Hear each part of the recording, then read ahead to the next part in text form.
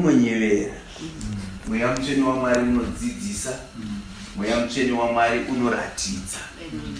Mweya Mutsvene waMwari unoratidza dzimwe nguva zvichida nevision, dzimwe nguva zvichida kana nekurota, dzimwe nguva zvikuru sei nemharidzo mushoko raMwari.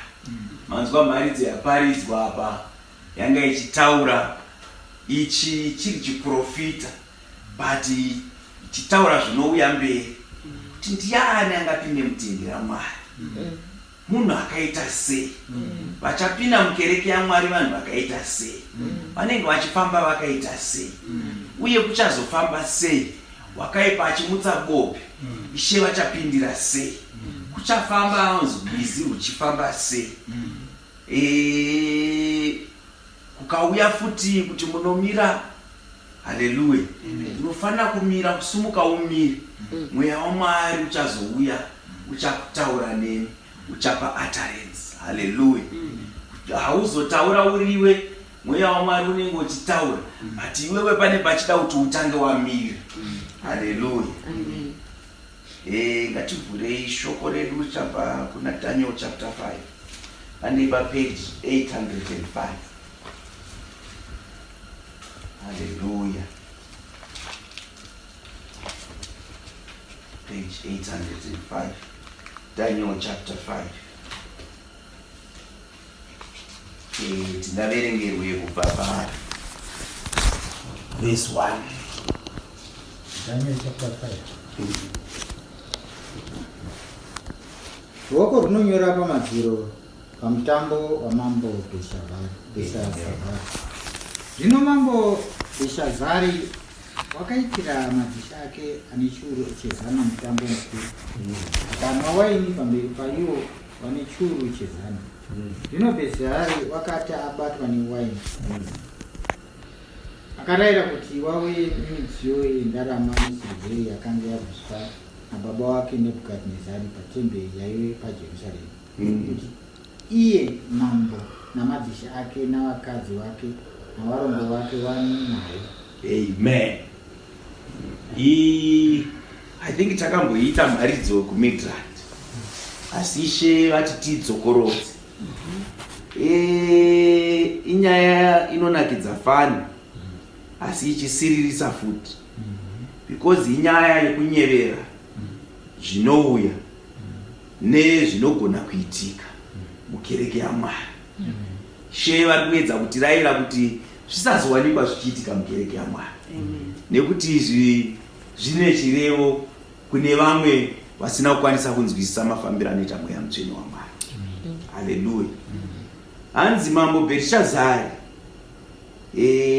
wakaitira madzishe ake ane chiuru chezana mutambo mukuru, akanwa waini pamberi pavo vane chiuru chezana. Haleluya. Pakaita nguva yekuti Mwari, munoziva Mwari ndio vanogadza madzishe, Mwari ndio vanogadza, zvakangofanana nevatungamiri vekereke, Mwari ndio vanogadza. Saka pakaita nguva yekuti Mwari vakatendera havo murume ainzi Nebhukadhinezari. Nebhukadhinezari akapiwa simba, akabva ava neempire yakakura kwazvo.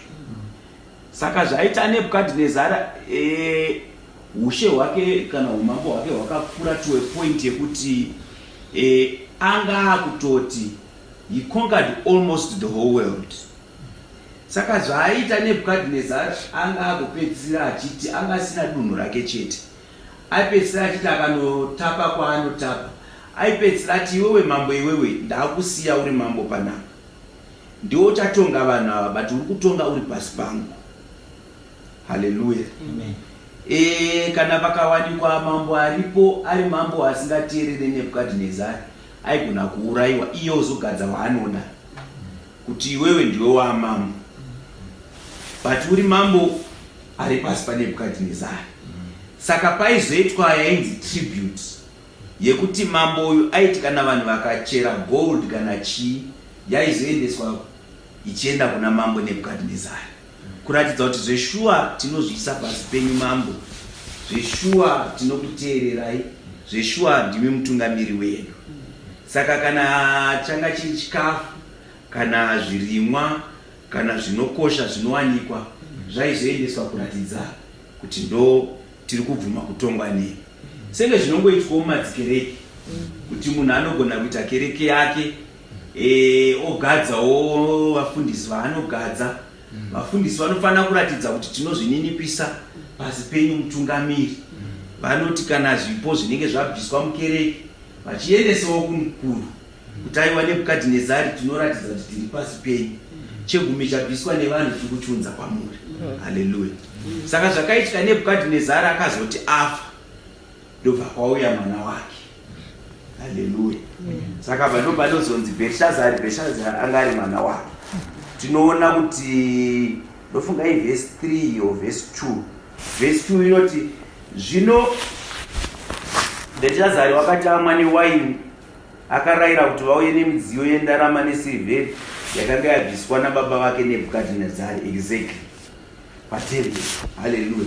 Saka muri kuona kuti uyu anga atori mambo but anga aine madzimambo anga ari pasi pake. Ende madzimambo aya ari kuverengwa achinzi anga ari ane churu chezana. Haleluya. Churu chezana, that is 100,000. Kuratidza kuti umambo hwangu akakura. Ngokuti pane makings 100,000 ari pasi pako. Aunokwanisa kudedza kuti hey ndine pati yangu uya. Vouya kupatiko. Haleluya. Saka zvakaitika ndezvekuti during time yababa wake Nebhukadhinezari vakaenda vakanopamba kuJerusarema. Ndobva vapinda mutemberi, ndobva vatora midziyo yemutemberi. Vatora midziyo yemutemberi ndobva vaichengeta mutreasury mavo. Haleluya. Saka ari kunziye Bherishazari akati adhakwa. Haleluya. Ndobva ati aiwa doro rangu iri dai harisi kunyatsondinakira. Haleluya. Ndakuda kudhakwa kupfuura kudhakwa kwandinako. Saka ndobva akati kuti adhakwe kupfuura kudhakwa kwaanga ainako, ndobva akati endai munotora midziyo yendarama nesirivheri yakanga yabviswa patemberi Jerusarema kuti mambo nemadzishe ake nevakadzi vake nevarongo vake vanwe nayo. Haleluya. Akamhenga achimwa zvake but aimwira mudziyo yake. But apa akazoti no, ndakuda kumwira midziyo yakabva kuJerusarema. Haleluya. Papo vakauya nemidziyo yendarama yakanga yabviswa patemberi yeimba yaMwari yaiva paJerusarema. Iye mambo nemadzishe ake nemadzimai ake nevarongo vake vakamwa naye. Haleluya. Ya, iyi nyaya iyi inoshamisa. Haleluya. Ngativerengerwe zvedu from verse 4 tichienda kumberi. Verse 4. Wakanwa waini wakarumbidza vaMwari yendarama nesirivheri nendarira nedare namatanda namabwe. Zvine nenguva iyeyo minwe yoruoko rwomunhu yakauya ikanyora katarisana nechigadziko chomwenje pasuko ramadziro eimba yamambo. Mambo akaona chanza choruoko rwakanga ruchinyora. Ipapo chiso chamambo chakashanduka maari, pfungwa dzake dzikatambudzwa, zvifungo zvechiuno chake zvikazununguka, mabvi ake akarowana. Mambo akadanidzira achiti, vauye nen'anga navaKedhia navafemberi. Mambo akataura akati kuna vakachenjera veBhabhironi, ani nani ungarava izvi zvakanyorwa akandizivisa kududzirwa kwazvo. Uchafukidzwa nguo tsvuku nokushongedzwa uketani mundarama pamutsipa wake, uye uchava mubati wechitatu paushe hwake. Haleluya. Amen. Saka mambo akati vaita zvavaita izvo zvatambotaura, vakazosvika pakuti vakaona pamadziro pakunyorwa runyoro. Haleluya. Ati mambo havana kuziva kuti runyoro ruri kurevei, asi vakarohwa nehana vakatya. Haleluya. Saka mambo vakatanga kudeedza n'anga dzavo nemakedhiya nevakasiyana siyana vemubhabhironi vachida kuwana dudziro. Haleluya. Zvinoitika izvozvo kuti vanhu vakaziva kuti pane runyoro ruripo, runyoro rwakanyorwa mubhaibheri. Haleluya. Asi runyoro urwu harisi runodudzirwa nemunhu wese wese. Vamwe vakaenda kwakasiyana siyana vakatsvaga dudziro, asi havana kukwanisa kuwana dudziro. Haleluya. Tambotaura kuti mambo uyu anogona kufananidzwa kana nevamwe vane makereke avo avanotungamira, asi vanhu ava havana kuziva kuti chinosimbisa kutsvaga muna neMweya waMwari, asi vakada kutsvaga n'anga. Vamwe tinoona mazuva ano vanoenda kunotsvaga masimba, vanoenda kwakasiyana siyana. Haleluya.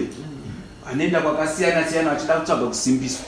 Vamwe vachienda kuNigeria, vamwe vachienda kune vakasiyana siyana vanonzi vane mbiri, vanokwanisa kusimbisa kuti vatyiwe kana kuti ministry dzavo dzisimbiswe. Haleluya. Uyu mambo uyu aitawo kana Faro, takanzwa Faro akaita the same thing. Moses paakauya, Faro akadedzawo n'anga dzake.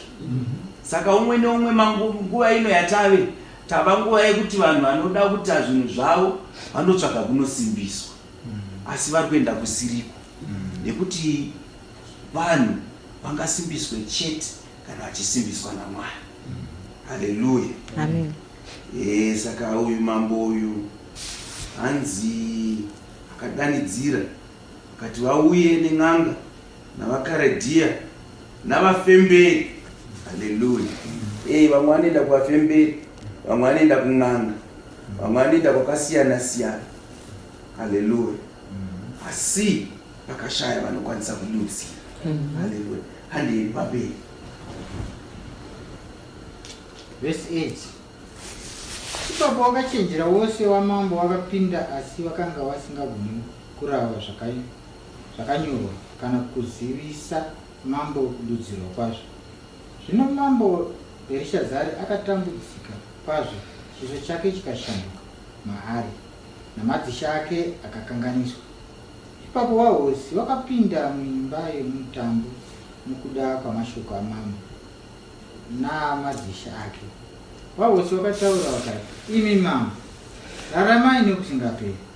Pfungwa dzenyu ngadzirege kukutambudzai, chiso chenyu ngachirege kushanduka. Muushe mwenyu muno murume uno Mweya waMwari watsvene mukati make. Pamazuva ababa wenyu chiedza nezivo nenjere zvakafanana nenjere dzavaMwari zvakawanikwa maari mambo Nebhukadhinezari baba wenyu, iwo mambo. Baba wenyu vakamuita mukuru wavachenjeri nen'anga navakedhiya navafemberi 12. Nokuti kuna Dhanieri wakatumidzwa Bherishazari namambo, kwakawanikwa mweya wakanaka kwazvo nezivo nokunzwisisa nokududzira kurota nokubudisa mashoko akawanzika nokusunungura fundo. Zvino Dhanieri ngaadane, iye uchakuzivisai kududzirwa kwazvo. Haleluya. Hanzi mambo akarwadziwa kwazvo, achishamisika kuti chii chiri kuitika. Madzishe akashamisika, vese vakatadza kuzvinzwisisa. Haleluya. Asi muri kuona kuti mambo uyu paaita zvekudhakwa aita nevakadzi vakasiyana siyana. Haleluya. Zvichiratidzawo futi kuti iro vhangeri rinofanira kuteerwa, nekuti murume akatanga kuita zvevakadzi vakasiyana siyana vanomusvitsa pakurasika. Tanga kuroora ukuarora. Vhangeri rinoziva kuti murume akasikirwa mudzimai mumwe chete, mudzimai akasikirwa murume mumwe chete. Honai kushamisa kwazvo kuti vahosi vangu vasipo pakudhakwa ikoko. Asi kuuya kwavahosi ndo kwakazogadzirisa nyaya iyi. Vakutaura kuti ngatitsvagei murume ane mweya waMwari. Haleluya. Mambo vakazoteerera vakaudzwa unzi no, mese imimi muri kunzi vachenjeri, but nyangwe muchinzi vachenjeri hamukwanisi kududzira runyoro. Haleluya. Sevamwe vazhinji vanozviita vachenjeri, vamwe vanozvipa mataitlo vachizviita mapasta, vamwe vachizviita maprofeti, vamwe vachizviita maticha, vamwe vachizviita maapostol, vamwe vachizviita maevangelist, vachizvigadza vasina kugadzirwa naMwari. Tinoona makereke akasiyana siyana vachiita kunge vanodzidzisa vanoziva shoko raMwari, asi unozonzwa kuti dudziro iyi hapana mweya waMwari. Vanozviita vachenjeri but hapana dudziro. Haleluya. Saka iyi nyaya iyi yakatozoti yasvika pakudaro ndobva yazodedzwa Danieri anga apiwo zita rekuti Bherishazari naNebhukadhineza. Haleluya. Danieri akazozoti adanwa kuti nyaya iyi igadzirisike, because vahosi vakati pavhesi 11 murusha hwenyu mune murume nomweya waMwari, une mweya waMwari vatsvene mukati make. Pamazuva ababa venyu chiedza nezivo nenjere zvakafanana nenjere dzavaMwari zvakawanikwa maari. Mambo Nebhukadhinezari baba venyu, ivo mambo baba venyu, vakamuitira mukuru wavachenjeri. Wavachenjeri nananga navakaredhiya navafemberi, nokuti kuna Danieri wakamutumidza Bherishazari mambo wakawanikwa mweya wakanaka kwazvo. Neizvozvo nekunzwisisa, nokududzira kurota, nokubudisa mashoko akavanzika, nokusunungura fundo, zvino Danieri ngaadanwe iye achikuzivisai kududzirwa kwazvo. Saka vhangeri raMwari kana tichida kurinzwisisa, mukereke yaMwari muchatoda kutsvagwa vana Danieri. Haleluya. Nekuti tikaita zvevachenjeri hatina kwatinosvika, tikaita zven'anga hatina kwatinosvika, tikaita zvevakeredhiya hatina kwatinosvika, tikaita zvevamadzimambo nemadzishe hatina kwatinosvika. Asi tikatsvaga Danieri tinowana dudziro. Haleluya. Ndambotaura kuti mweya waMwari unodudzira zvinhu zvakasiyana siyana. Tikataura kuti mweya waMwari unopa mavision, tikataura kuti mweya waMwari unopa kana kurota. Kune vanhu vanorota zvimwe zvinobva kumweya yakaipa, asi mweya waMwari unorota futi, unopa kurota futi. Vamwe vanoti hatitende mukurota. Tinotaura kuti vane mweya waMwari vane madreams anobva kuHoly Spirit. Ende iwayo mukatarisa anogona kutodudzira zvinenge zvichiitika, zvakaitika nezvichaitika. Haleluya. Hande yedu pavhesi 13. Ipapo Danieri akauyiswa pamberi pamambo. Munhu akataura akati kuna Danieri, ndiwe uya Danieri, wavana vaJudha vakatafa vakandotapa kuvaJudha nababa vangu here? Ndakanzwa zvako kuti mweya waMwari uri mukati mako, uye kuti chiedza nezivo nenjere kwadzo zvinowanikwa mauri. Zvino wakachenjera. Idzo n'anga wakauyiswa pamberi pako kuti warave zvakanyorwa izvi, vandizivise kududzirwa kwazvo, asi wakakoniwa kundizivisa kududzirwa kwechinhu ichi. Asi ndakanzwa zvako kuti unogona kududzira nokusunungura fundo. Zvino kana ukagona kurava zvakanyorwa nokundizivisa kududzirwa kwazvo, uchafukidzwa nguo tsvuku nokushongedzwa ketani yendarama pamutsipa wako, uye uchava mubati wechitatu paushe hwangu. Ipapo Danieri akapindura akati pamberi pamambo, garai henyu nezvipo zvenyu, ipai henyu mumwe mubayiro yenyu.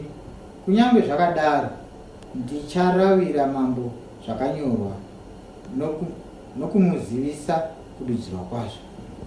Imi mambo, Mwari wokumusoro-soro, wakapa baba wenyu Nebhukadhinezari ushe noukuru nembiri noumambo.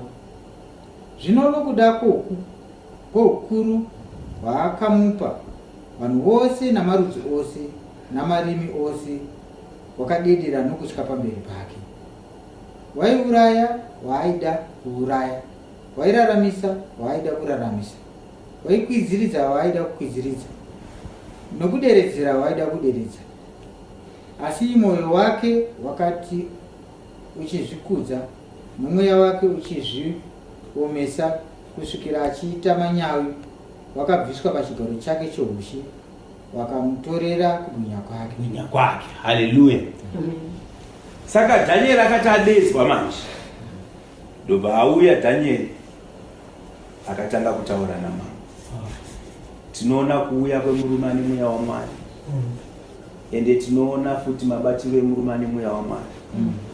Because murume ane mweya waMwari anoudzwa kunzi tamboedza zven'anga zvaramba, tamboedza zvevachenjeri zvaramba, tamboedza zvemadzishe zvaramba, asi tanzwa kuti iwewe une mweya waMwari, chiuya utidudzira. Akati zvidiki izvozvo, because mweya waMwari ndiwo unodudzira, kwete inini, saka hativhunduke, tinozvikwanisa. Haleluya. Obva audzwa kunzi no, iwewe tichakubhadhara mari, chakupa mari zhinji zhinji, chakupfekedza nguo, chakupfekedza cheni, chakupfekedza chii. Simunoona zvinoratidza munhu ane mweya waMwari, first thing chamunoona munhu ane mweya waMwari haakarire mari. Ava vazhinji ava vanenge vachitarisira mapresents, vanenge vachitarisira magifts, vanenge vachitarisira kubhadhara. But munhu ane mweya waMwari anoziva kuti chandakapiwa naMwari ndakachipiwa mahara. Zvino kana ndakachipiwa mahara naMwari, ko ndinogoda kuzoita mari nacho sei? Hallelujah. Amen. For freely it was given to me, freely I should give to others. Mukaona munhu waMwari anoti kuti ndikunamatire unofanira kundibhadhara, kana kuti ndikuparidzire unofanira kundibhadhara, it's a question mark. Munhu waMwari anofanira kuziva kuti basa nderaMwari, saka ndifanira kubenefita from there. Hallelujah. Tinoona ana men of God vanoita take advantage of people, vanopedzisira kumanikidza vanhu. Tandikunamatire kana usina kubhadhara. Tinozvinzwa zvichitaura. Vanhu vanotanga vabhadhara mari, even kutsangana naye chaiko. Vamwe vanobhadhara mari wonzi unofanira kubhuka muhoteo mangu, kana unzi unouya kwandiri mouya negift, mouya nemari. Men of God vakakuona uchiuya chisina chipo, chiso chatochinja. Kana woman of God vakauya uchiuya usina chipo, chiso chatochinja. Chiso chinonyevenuka chete kana wauya nepresent. Danieri anga asina kudaro. Danieri aibva atotaura kuti garai nezvipo zvenyu, garai necheni dzenyu, garai nemari yenyu, asi ndichakubatsirai. Haleluya. Hanzi garai henyu nezvipo zvenyu, ipai henyu mumwe mubayiro wenyu. Kana muine vamunoda kupa, ipai zvenyu. Kana iri mari, ipai henyu kunherera. Kana iri mari, ipai henyu kushirikadzi. Kana iri mari, ipai kune vanotambura. Kana vari vana vanonzi endesai mari iwe kuvabereki venyu muvachengete, kana kuvana venyu muvarere, kwete kuti ndizokupedzerai mari vana venyu musingakwanise kuvachengeta. Kana vabereki venyu, umwe unoona munhu achichengeta men of God, but vabereki vake haagoni kuvachengeta. Haleluya. Iye man of God wacho harohwe nehana kuti munhu uyu anouya kunditengera motikari, but baba wake chaiwo haana kuvatengera motikari. Man of God harohwe nehana. Kukara ndoko kwakabata man of God, anongoda kudya chete. Haleluya. Man of God anoda kuzadza matura nemari yemusangano. Man of God anoda kufamba nemota inotyisa, kuonekwa neBentley neRolls Royce neLamborghini. Asi man of God vakanzi tibatsireiwo. Munhu akashoterwa nemari yerent, man of God akwanise kubatsira vanhu. Haleluya. Asi anoti nyangwe zvakadaro chararira mambo zvakanaka, nokuti muzivisa nekumuzivisa kududzirwa kwazvo. Imi mambo, Mwari wekumusoro-soro, wakapa baba venyu Nebhukadhinezari noukuru nembiri noumambo. Zvino nokuda kweukuru hwaakamupa, vanhu vose namarudzi ose namarimi ose vakaderera nokutya pamberi pake. Waiuraya waaida kuuraya, wairaramisa waaida kuraramisa, waikwiridzira waaida kukwiridzira, nokuderedza waaida kuderedza. Asi mwoyo wake wakati uchikudzwa, nomweya wake uchizviomesa, kusvikira achiita manyawi, wakabviswa pachigaro chake choushe, vakamutorera kubwinya kwake. Akadzingwa pakati pavanakomana vavanhu, nomwoyo wake ukaitwa sowemhuka. Akandogara nembizi, akadyiswa uswa senzombe. Muviri wake ukanyoroveswa nedova rekudenga, kusvikira aziva kuti Mwari wekumusoro-soro unobata ushe pakati pavanhu, uchiupa waanoda. Haleluya. Nyaya iyi yakaitika nekuti Nebhukadhinezari anonzi akabata unyangari mwana. Nebhukadhinezari was in his early 20s, but in his early 20s kudaro anga conquer the whole world. Imagine uri mwana mudiki from 17 to 20, the whole world iri kutarisa kwauri. Saka akasvika pakuzvikudza Nebhukadhinezari, aita singa akupenga, drunk with power. Ndakamboparidza rimwe zuva ndikati Nebhukadhinezari paakavaka chiumbwa chiya changa siri chiumbwa cheumwe mwari. It was an image of himself. Because Nebhukadhinezari akasvika pakubhilivha kuti hakuna anything else greater than him. Kana vamwari vaimbonamatwa nevanhu, akati iye hakuna vanopfuura inini, ini nditori mwari pachezvangu. Saka anga kuti vanhu vanofanira kunamata ini. Zvinoitika dzimwe nguva kuti munhu anosvika paukuru hwekufunga kuti iye ndiye anofanira kunamatwa. Zvikuru sei mumakereke umu, munhu anopedzisira nekuti ministry yafamba, ministry yakura, osvika pakuti vanhu ngavandinamate. Dzimwe nguva munhu haatauri kuti vanhu ngavandinamate, kutaura those exact words, but maactions ake anoratidza kudaro. Maactions emunhu anoratidza kuti ari kuti vanhu ngavandinamate. Haleluya. Tiri kufamba mbichana zvinyoronyoro sevanhu vari muprogram yavo, kuti tinyatsonzwisisa kuti zvinhu zviri kufamba sei zvinhu izvi. Haleluya. Nebhukadhinezari akasvika pakuti anga kutiita maappointments ake, aigona kuderedza hwaanoda kuderedza, aigona kukwiridzira hwaanoda kukwiridzira. Akanzwisisa Nebhukadhinezari kuti panyika panapa ndini mukuru, asi akakanganwa kuti zvaari kuita izvi zviri kuitika nekuti Mwari ndiwo wamutendera. Nebhukadhinezari aifanira kurangarira kuti Mwari ndiye mukuru. Zvikasvika panguva yekuti Nebhukadhinezari akaendeswa musango, akapengeswa naMwari kuita semhuka, akatanga kudya uswa, abudiswa mupalasi. Mwari vachida kuratidza Nebhukadhinezari kuti kuita mambo ndini ndinopa simba rekuti munhu aite mambo. Ende ndinogona kubvisa paumambo ihwohwo.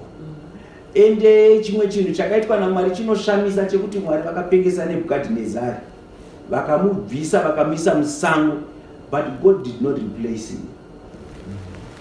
Kingdom yakaramba ichirana. Nebhukadhinezari ari musango achidya nembizi. Haleluya. Akaita nzara dzakareba semhuka, akakambaira semombe, akatanga kufura achidya mauswa, but God was sitting on the throne. Mwari vaida kuratidza kuti ndivo vanotonga. Haleluya. Saka Mwari ndivo vaitonga panguva iyo. Hakuna mumwe mambo akauya akati Nebhukadhinezari apenga achisipo pachigaro hapana aripo, saka ndakuenda. Muri kuona zvinoita Mwari. Haleluya. Kusvikira Nebhukadhinezari mwoyo wake wazonzwisisa kuti Mwari ndiye Mwari. Akatendeuka Nebhukadhinezari. Atendeuka kudaro Mwari vakamudzorera pachigaro. Haleluya. Amen. Asi imi Bherishazari, mwanakomana wake, hamuna kuzvininipisa mwoyo wenyu, kunyange makanga muchiziva zvose. Haleluya. Saka Bherishazari ari kuedza kutsanangurwa kuti iye umambo hwake hwakauya sei, akazosvika sei pakuita mambo mukuru kudai Bherishazari, because Mwari vakasvika pakufinwa nekuneta naNebukadhinezari. Ndobva mambo Mwari vati alright, ndakubvisa Nebukadhinezari, ndakugadza mwana wake Bherishazari. Haleluya. Saka panga ari kupiwa history yekuti iye Bherishazari anzwisisa kuti kuzogara pachigaro apo akasvika sei pakugara pachigaro. Haleluya. And ipa verse 23. Verse 23. Asi makazvikudza pamberi paShe kudenga. Midziyo yeimba yake yakauyiswa pamberi penyu, imi namadzishe enyu navakadzi venyu navarongo venyu, mukanwa waini nayo, mukarumbidza vaMwari weStivheni nendarama nedare namatanda namabwe, zvisingaone kana kunzwa kana kuziva. Asi iye Mwari wakabata mweya wenyu muruoko rwake, unoziva nzira dzenyu dzose, hamuna kumukudza iye. Amen. Saka akuudzwa manje kuti mukuzvikudza menyu makasvika pakurasika. Haleluya.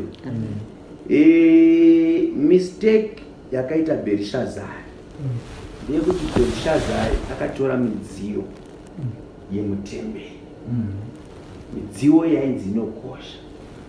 Haleluya.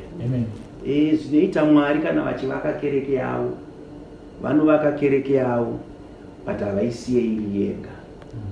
Tambonzwa kuti ndivo vanopa zvipo, saka vanopa zvipo Mwari.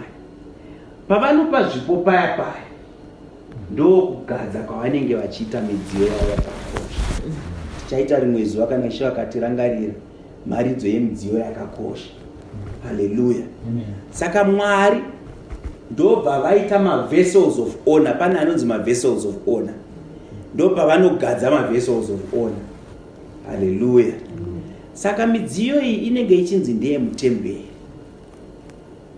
Haleluya. Asi Bherishazari anoti ndiri mambo inini, ndinokwanisa kutora midziyo iyo ndomwira waini midziyo iyo, zvinogumbura Mwari. Ichi chidzidzo ndechekuti kana wanzi iwewe utungamire mukereke, unofanira kunzwisisa kuti Mwari pavanovaka temberi yavo vanoita midziyo yavo inokosha. Hallelujah. This is a problem in the church right now, where people think they have power over the vessels of honor. Ukarangarirwa naMwari kuti uri kutungamira mukereke mune vessels of honor, God honors the office of those vessels. Unotofanira kuabata vessels iwayo nekutya nehungwara. Otherwise ucharwadzisa vessels of honor aMwari. Wotanga kuita zvaunoda vessels of honor aMwari. Bherishazari akati iwayo egold, iwayo unzai kuno makapi egold dakwamwira waini. Hallelujah. Wotanga kutamba bhora, wotanga kutamba politics muchechi yaMwari. Munhu akagadzwa naMwari kunzi ndomita apostle, unomutsikirira uchimuita zvaunoda. Munhu akagadzwa naMwari kunzi ndomita prophet, woita zvaunoda naye. Munhu akagadzwa naMwari kuti uyu ndichamuita teacher, womuita zvaunoda. Munhu akagadzwa naMwari kuti uyu ndichamuita pastor, asi iwe unoita zvaunoda naye. Unomutambisa bhora, hauchamutreat with respect. Uri kumuita kunge munhu muempire yako wega, mukingdom yako wega. Munhu akaitwa evangelist naMwari, wotanga umukonesa kuti mharidzo yaanofanira kuparidza kuvanhu ndiwo unomupa mharidzo yekuparidza iwe. Wotanga umupopotera kuti usaparidze zvakati, usaparidze zvakati, asi paridza zvakati. Ndo chivi chaBherishazari. Haleluya. Ndo chivi chakaitwa naBherishazari ichocho. Asi makazvikudza pamberi paShe wokudenga. Midziyo yeimba yake yakauyiswa pamberi penyu, imi namadzishe enyu navakadzi venyu navarongo venyu, mukanwa waini nayo, makarumbidza vaMwari vesirivheri nendarama nendare. Sirivheri nendarama inorasa vanhu vazhinji. vanhu vanotanga kuita zvavanoda votanga kurasika kusiya Mwari nenyaya yesiriveri nendaramo. Haleluya. Vakatanga kunamata Mwari vamatanda nemabwe. Takataura nyaya yematanda yevanhu vanonamata matanda, takaitaura ndofunga pane 2-3 weeks taita mari dzematanda. Haleluya. Zvavamwari zvisingaoni kana kunzwa kana kuziva, asi iye Mwari wakabata mweya wenyu muruoko rwake, unoziva nzira dzenyu dzose, hamuna kumukudza iye. Haleluya. Handei pavhesi 24.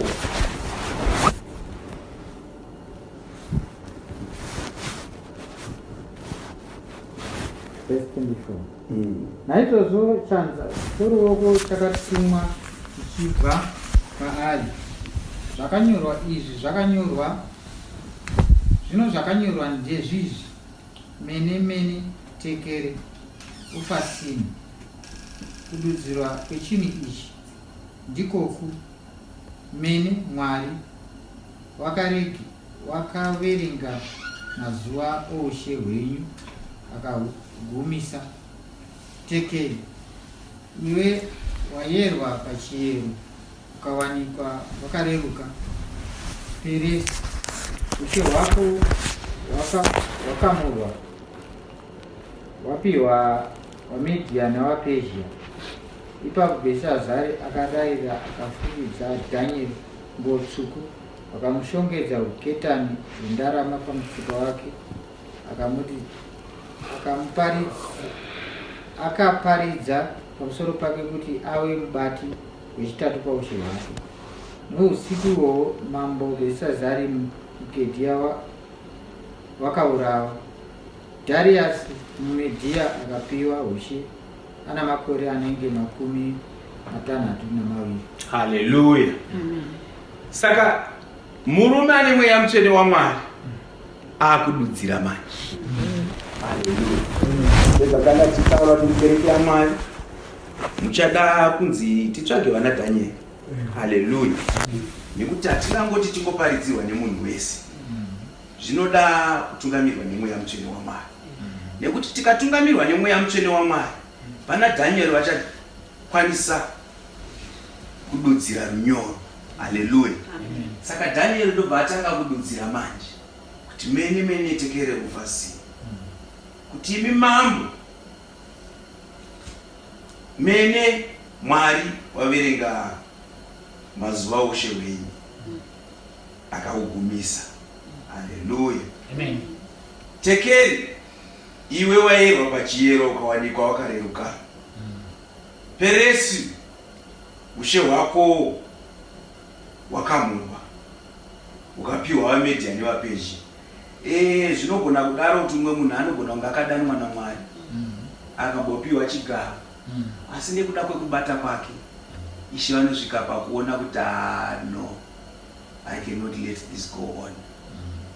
Utoona utoti ndaera mafambiro ako ndikaona kuti mafambiro ako haana kuringana, ndaera mabatiro ako ndikaona kuti haana kuringana.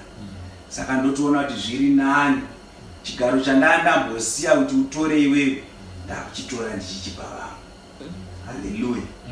Saka zvinoita Mwari manje panguva iyoyo, either Mwari vanogona kuuraya kuti ubve pachigaro ichocho, kana kuti Mwari vanoti no, ucharamba wakagara pachigaro ipapo, but because I won't recognize it, mweya wangu unobva mukereke imomo. Haleluya. Wozongosara wakungogara pachigaro but chava empty. Mweya waMwari hamuchisina. Sezvatakambotaura tikati Adamu akanzi nemusi waunodya muchero uchafa zvachose. Vanhu havana kuziva, vakafunga kuti kuri kutaurwa kufa kwaakazoita after 900 and something years, but Adamu aitonzi atofa ipapo. Zvinoita Mwari manje ndezvekuti Mwari vanoti watofa, mweya waMwari unobva ipapo kwavari vatorekodha kuti wafa. Vanhu vanenge vachikuona uchifamba but kuna Mwari wakafa. Ndo panonyorwa paipai kuna Revelations, kuna zvakazarurwa kunzi unonzi uri mupenyu but wakafa. Ndo zvinorehwa izvozvo kuti kuna Mwari vanenge vachitokuona wakafa, vanhu vachikuona uri mupenyu vanhu vachikuona wakamira papulpit uchiparidza, vanhu vachikuona uchipfugamirwa, uchiti ukasvika paairport vanhu vanopfugama, vanhu vachikuona uchiremekedzwa, vanhu vachikuona uchipiwa mapresents nemari, vanhu vachikuona uchipiwa chegumi, but kuna Mwari unonzi wakafa. Haleluya. Hanzi usiku humwe cheteiwo, usiku humwe cheteiwo mambo akaurawa, kingdom ikaenda. Haleluya. Changoti tipedzisei, yanga iri nyaya yeMweya Mutsvene yatanga chifanira kupedzisa kuti tinzwisise kuti munhu ane Mweya Mutsvene waMwari anofamba sei. Because remember maridzo yedu from last week yanga iri yevanomiririra Jehovha vachapiwa simba idzva. Tikanzwisisa kuti simba idzva rino vanopiwa isimba reMweya Mutsvene. Saka vanhu vane Mweya Mutsvene waMwari vanoita sei, vanofamba sei, tinovaona sei. Ndobva taona Danieri kuti anga azere neMweya Mutsvene waMwari akakwanisa kududzira zvakanyorwa. Just like right now today, munhu ane Mweya Mutsvene waMwari anofanira kunge achigona kududzira runyoro rwakanyorwa neruoko rwakanyorwa muBhaibheri. Maridzo yedu yanhasi tichaiwana iyo mabasa evapostori, Acts chapter 15 if I'm not mistaken.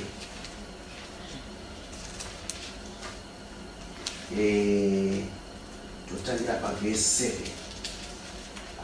Hatisi kudzidza zvakawanda stereki nhasi, changoti mbichana tichienda zvakanyorovera kudai, sevanhu vane nguva vari pakuzvinyima, sevanhu vari pamunamato kudai, vanhu vaneta, vane hope, vane nzara, asi tichanzwa hedu shoko raMwari mbichana tichidzidza. Hande kwabasa vevapostori chapter 15 verse 7. I think iri pa page 132. Tangira iri basa chapter 7. Ungano paJerusalemu musoro wokudzingiswa nokuchengeta murayiro waMozisi. Verse 7. Zvino nharo huru dzakati dzavapo, Petro akasimuka akati kwavari, varume hama, munoziva kuti kubva pamazuva akare Mwari wakandisanangura pakati penyu kuti vahedheni vanzwe shoko reivhangeri nomuromo wangu watende. Zvino Mwari muzivi womwoyo wakavapupurira akavapa Mweya Mutsvene sesu. Haana kutsaura pakati pedu nawo zvaakanatsa mwoyo yavo nokutenda. Naizvozvo zvino munoidzereiko Mwari muchiisa pamitsipa yavadzidzi joko rakanga risingagoni kutakurwa namadzibaba edu kunyangwa nesu? Asi tinotenda kuti isu tichaponeswa nenyasha dzaShe Jesu nomutomo mumwe nawo. Ipapo vanhu vazhinji vose vakaramba vanyereri vakateerera vana Bhanabhasi naPauro vachirondedzera zviratidzo nezvishamiso zvakaitwa naMwari navo pakati pavahedheni. Zvino wakati wanyarara, Jakobho akapindura akati, varume hama, nditeererei. Simeoni wakarondedzera mutangire waMwari kumutsa vahedheni kuti atore pavari vanhu vezita rake namashoko avaprofita anobvumira izvozvi, sezvazvakanyorwa zvichinzi, shure kwaizvozvi ndichadzoka ndivake temberikeri yaDhavhidhi yakawa, ndichavakazve matongo ayo, ndichaimutsa kuti wakasara kuvanhu vatsvake Ishe, navahedheni vose wakadanwa nezita rangu, ndizvo zvinotaura Ishe, unozivisa izvozvi zvose kubva pakutanga kwenyika. Haleluya. Apa yanga yakaita seconvention, maapostles ese akasangana. Haleluya. Kubvira kuna Simon Peter, vana John, vana Barnabas, vana Paul, vana Silas, vese vakasangana panzvimbo 1. Haleluya. Vamwe vanoti ndo kutanga kwakaita kereke. Hallelujah. Vakuti right. Saka vakomana zvatiri kupinda mubasa. Takamchira mweya mutsvene waMwari tese. Taakuparidza tese. But tichafamba sei? Hallelujah. Nhasi is a very special day. Izuva richazorangarirwa muhistory. Kana pakazoita vanonyora mahistory books vachanyora nezvekuda kwezuva ranhasi. Nekutenda nekunzwisisa ndanzwa mweya waMwari uchiti tinofanira kuverenga this passage because vanhu vanofanira kunzwisisa kuti discussion yatichaita nhasi yakafanana nediscussion yakaitwa zuva iri.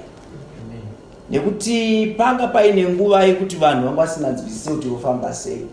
Vamwe vanga vachiri muOld Testament, vamwe vanga muNew Testament, vamwe vanga vachiri kuti no, ruponeso nderwevaJudha chete ende vanhu vanofanira kutanga vadzingiswa kuti vanzi vatsvene, otherwise havasi vatsvene.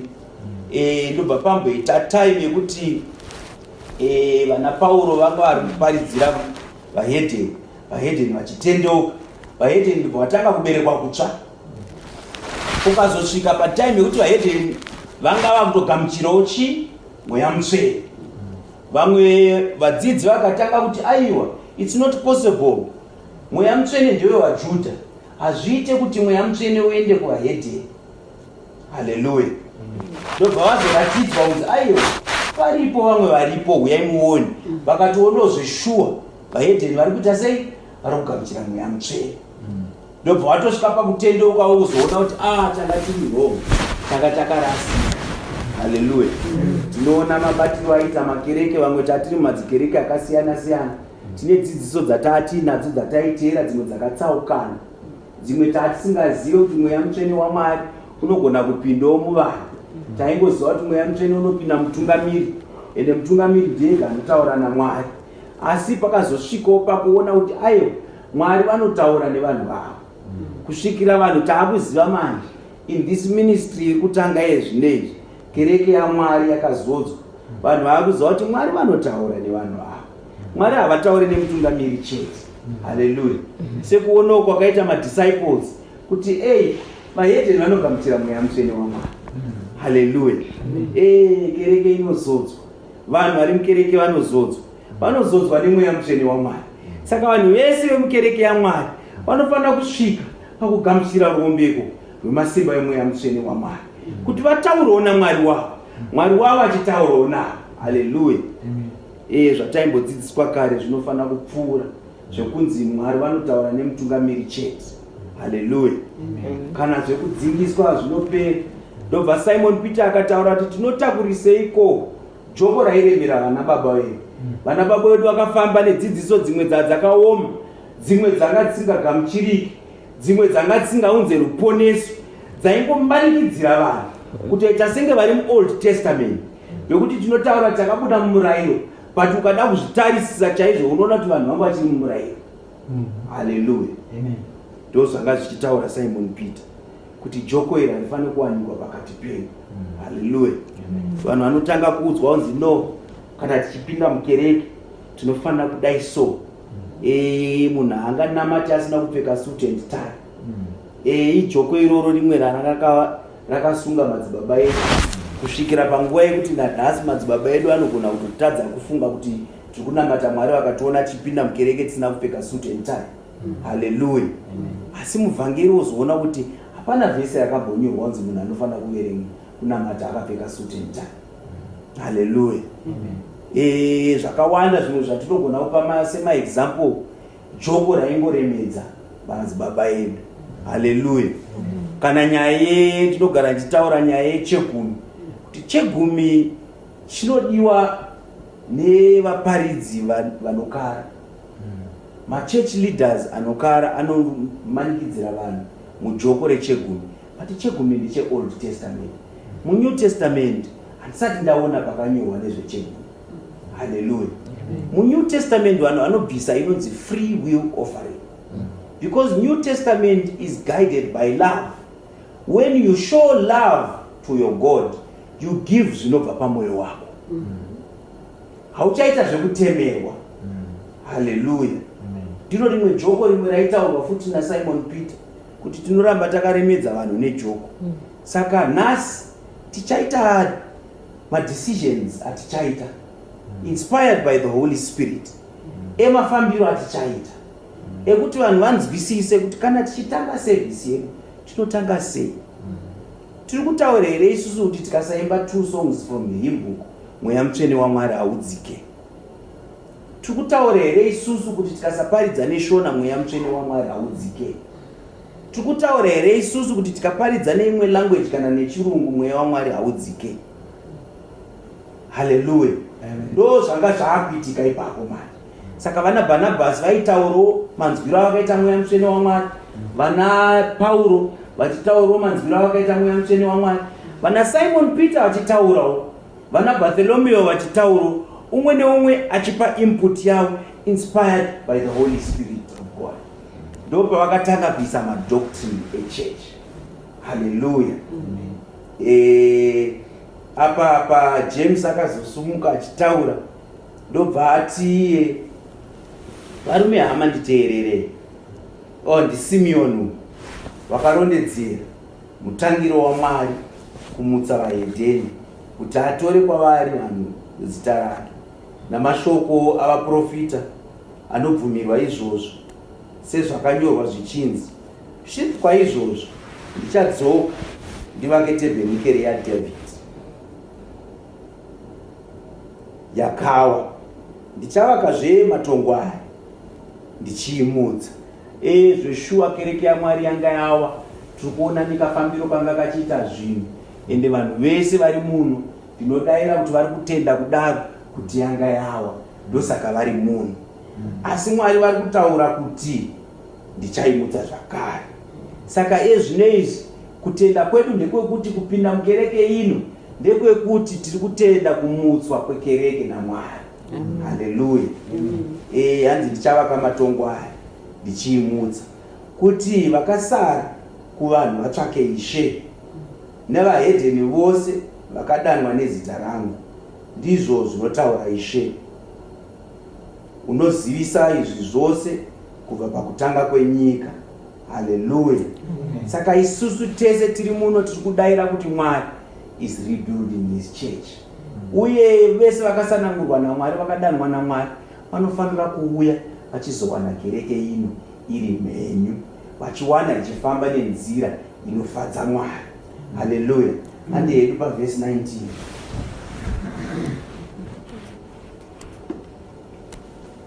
Naizvozvi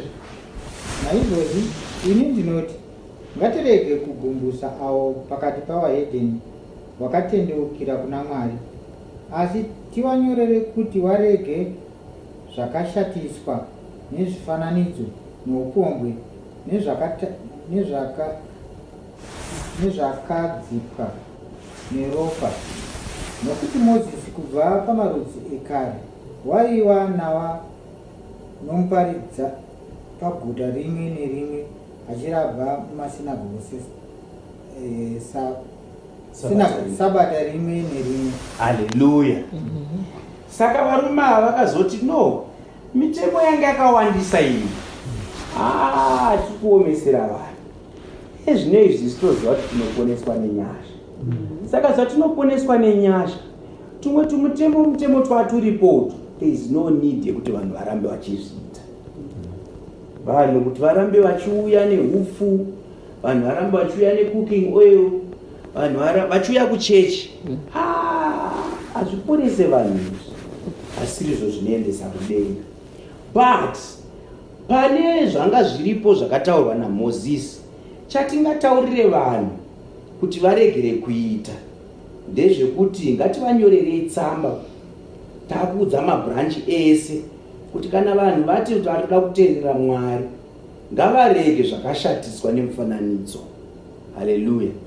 Saka zvese zvakadeketera tinogara tichiparidza kuti ndakambobvunzwa I think last week kuti kana munhu akaita chikosoro achiziva hake kuti muti wemupuranga mashizha awo anogona kurapa chikosoro chingave chivi here, tikataura kuti aiwa Mwari ndiye akasika mashizha, ndiye akasika midzi, ndiye akasika miti, ndiye akasika maherbs, achisi chivi.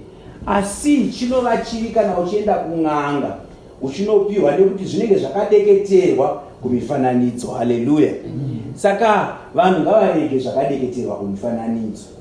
Kana vanhu vachienda kurufu vanopiwa nyama yekudya. Nyama iyi kana iri yevahedheni vanodeketera nyama iyi. Saka zvinonzi nyama yakadeketerwa haifaniri kudyiwa. Kana ari vanhu vakavhunza vakati ko traditional attire tinoda kupfekawo traditional attire yedu yakaipa here? Tikati no, ukapfeka African attire hachisi chivi. Ukapfeka hako Nigerian dress yako kana Xhosa dress kana Zulu dress kana hachisi chivi. Asi chinova chivi kana zvakadeketerwa kuna vamwari venyika ino. Haleluya. Ndo zvinoita kuti zvizonzi machira eretso nemadumwa nechii zvakaipa because zvinenge zvakadeketerwa. Haleluya.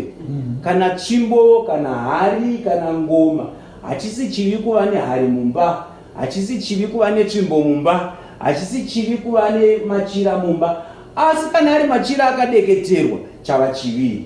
Haleluya. Kana tsvimbo iyi ine zvainoreva spiritually chava chivi. Kana ngoma iyi ine zvainoreva spiritually chava chivi. Because ngoma tinogona kutozoti tane ngoma yemubhendi tiridza ngoma tichimba muchechi hasisi chivi. Asi kana iri ngoma iya inoitiswa zveun'anga nezveuroyi chava chivi. Haleluya. Saka hanzi zvakadeketerwa zvakashatiswa nemifananidzo ngatiregere. Kune tinogara tichiparidza kuti chinonzi mufananidzo chii. Ndofunga vanhu vese vari muno vakuziva kuti chatinoti mufananidzo chii. Upombwe ndofunga tese tinoziva kuti chii chinonzi upombwe. Upombwe unobatanidza vasina kuroorwa, vakaroorwa, nevanorambana nevavakaroorana navo, vozonoroora kana kuroorwa nemumwe vavakaroorana navo vaya vachiri vapenyu. Upombwe iwowo. Haleluya. Nezvakadzipwa. Panguva iyi vanhu vaiita marituals ekudzipa. Instead yekuuraya huku voita yekudzipa kuti ife vadye. Haleluya. Kana mombe varipo vanonzi vanoita zvemashave nezvekusvikira, vekuti vanogona kusvikirwa zvekudzipa mombe kusvika yafa. Haleluya. Neropa zvitenderwe. Ndofunga takambozviparidza kuti nyama kana ichidyiwa nyama ngaibikwe. Nyama ngaibikwe. Shoko raMwari rinotaura kuti hatifaniri kudya ropa nekuti upenyu huri muropa.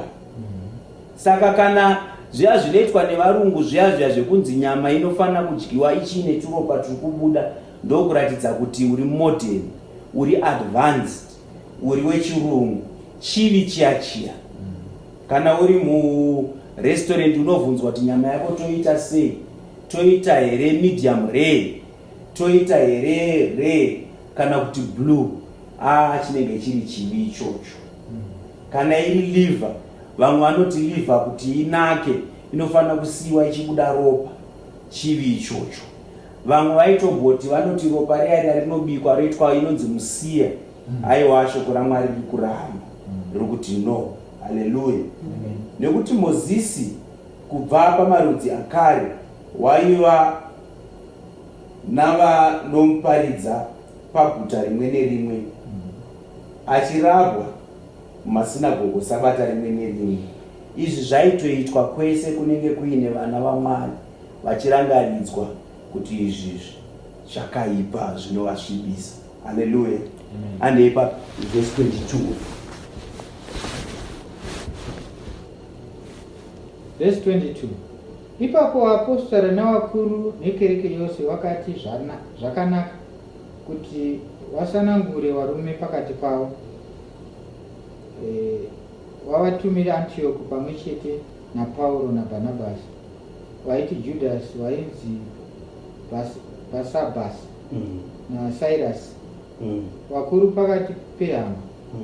Vakanyora Mwari vakaituma navo yaiti, vaapostara navakuru pahama, kuhama dzekuhedheni paAntioch napaSiria napaKirikia mufaro. Zvatakanzwa kuti vamwe vakabva kwatiri, zvatisina kurayira wakakukanganisai namashoko wachidziyanisa mweya yenyu. Takati nomwoyo mumwe zvakanaka kuti tisanangure varume tivatumire kwamuri pamwe chete naBhanabhasi naPauro, vadikanwa vedu, vanhu vakazvidza upenyu hwavo nokuda kwezita raShe wedu Jesu Kristu. Zvino tatuma Judhasi naSirasi, ivo vanozokuudzai vamene izvozvo nomuromo, nokuti Mweya Mutsvene takati zvanaka kuti tirege kukutakudzai mutoro mukuru kune zvinhu izvi zvakafanira. Zvinoti, regai zvakabayirwa zvifananidzo neropa nezvakadzikwa muupombwe, kana mukazvidzora pazviri muchaita zvakanaka. Sarai zvakanaka. Zvino vakati vaendiswa vaburukira Antioch, vakaunganidza vanhu vazhinji vakavapa mari. Ivo vakati vairava vakafara zvikuru pamusoro pokuvaraidzwa. Judhasi naSirasi vaiva vaprofita vamene, vakavarairidza hama namashoko mazhinji nokuvasimbisa. Vakati vagarapo nguva, vakaendeswa nehama nomufaro vakaenda kuna vakanga vavatuma. Asi Sirasi vakati zvakanaka kusarapo. Pauro naBhanabhasi vakagara Antioch vachidzidzisa nokuparidza shoko raShe navamwe vazhinjiwo. Amen. Saka apa vakati vadaro maapostles nevatungamiri nevainzi maelders echurch, sezvatakaita right now tine maelders echurch aripo takaungana kudai so vachitaura nyaya iyi. Vakati vasunga chisungo chavo ndobva vazonyora tsamba vakatumira kumabranch mamwe, ndobva vazosarudza kuti ndivanani vatingatume kuti vaende kunotsanangura izvi. Vakaenda vakanotsanangura kuvadikani, vakati from now on isusu tiri kuti vhangeri richafamba nenzira iyi. From now on chimirai makadai so. Pane ichi neichi ichi chiri wrong. Musaite izvozvo, musaite izvozvo. Muri kuona pari kutonyorwa vamwe vakatumwa Judhasi naBhanabhasi vakaenda vari kunzi vanga vari chii? Vaprofita. Zvichiratidza kuti kana vanhu vachiparidza papulpiti yaMwari mukereke mavo vachiti hatitende kuchiprofita, vari kupesana neshoko raMwari. This is Acts of the Apostles, mabasa avapostori, New Testament gospel. Hallelujah. Ende pari kutaurwa kunzi havanga vari vaprofita. Ivo vanobva vataura kuti zviprofita zvakagumira kuna Johani. Saka I don't know hangu ipapo kana vachiti zviprofita zvakagumira kuna Johani. Ipapa vhesi vanoiti chiinayo, chapter iyi vachati chiinayo, kana vachiti hakuna chiprofita mukereke yaMwari. Isusu hedu tinoziva kuti mukereke yaMwari the spirit of prophecy is still alive. Hallelujah. Saka vakaenda vakanovadzidzisa vakavatsanangurira kuti ndo zviripo, ende vakadzidziswa vakava nemufaro. Hallelujah. Takunopedzisa zvedu, verengai verse 36 to 41. Pane kamwe ka short lesson karipo ipapo tobata. Pauro naBhanabhasi vanoparadzana rwendo rwechipiri rwaPauro. Zvino mamwe mazuva akati apfuura, Pauro akati kuna Bhanabhasi, ngatidzokezve tindoshanyira hama muguta rimwe nerimwe matakaparidza shoko raShe, tione kuti wakadini. Zvino Bhanabhasi wakanga achida kutora Johaniwo wainzi Mako. Asi Pauro wakati hazvina kunaka kumutora iye, wakambowasiya paPamfilia akasaenda nawo kubasa. Ipapo kutsamwirana kukavapo, nokudaro wakaparadzana. Bhanabhasi akatora Mako akaenda Kupro nechikepe. Asi Pauro wakatsanangura Sirasi akaenda akaiswa nehamani panyasha dzaShe. Akagura neSiria neKirikia achisimbisa kereke. Hallelujah. Saka zvakaitika panguva iyoyo vakazoti vakufamba manje kereke yatanga, pakazoita kupesana kuripo kusvikira Pauro azoona kuti zviri nani kuti uende nenzira yako, ndiende nenzira yako. Tofunga ndo panguva yatasvikawo kana nesuwo. Tine vamwe vataibata navo, asi nenyaya yekafambiro zvikuru sei nyaya yakafanana neana Pauro yekuti uyu Barnabas ane mumwe mudikani waida kuramba akabatana naye. Tobvanzi naPauro, aiwa asi uyu mudikani haana kuvimbikawo, haana kutendeka. Remember zvaakamboita last time, dai tasiyana naye, asi uyu haana kuita sei, kuda kusiyana naye. Kusvikira Pauro ati, aiwa kana iwo wada kubatana naye, chienda henyu nenzira yenyu, isi toenda nenzira yenyu. Pauro akapedzisira abatana nake naSirasi. Haleluya. Seisusu mamiriro atakaita panguva ino, tiri panzvimbo yekuti taakuonawo kuti kaonero kani katisiyanei nevamwe. Saka zviri nani tiende nenzira imwe, iwo uendewo nenzira imwe. Haleluya. Scripture iyi ndanzi neMweya waMwari tiiverenge kuti tinzwisise chatauda kuita, uye kusimbiso kune vamwe zvichida. Handizive kana paine mumwe pakati pedu anogona kunge anga aine doubt kuti chatakuita ichi chii, zvine musoro here, zvinoita here, zvine Mweya waMwari mukati here. Saka zviri kutibatsira kuti tinzwisise kuti zvatiri kuita izvi, it is not a new thing. Ivo vakuru vakatanga vhangeri vakatungamira before us, vanana Pauro nana Simon Peter, vese the apostles, they were there and they were part of this process. Hallelujah. Zvichipo chisimbiso chekuti kereke yaMwari iri kufamba mugwara chairo sezvazvakangotanga zviri, because this was just after Jesus left. Hallelujah. Saka tasvika hedu pamagumo, tichaimbirwa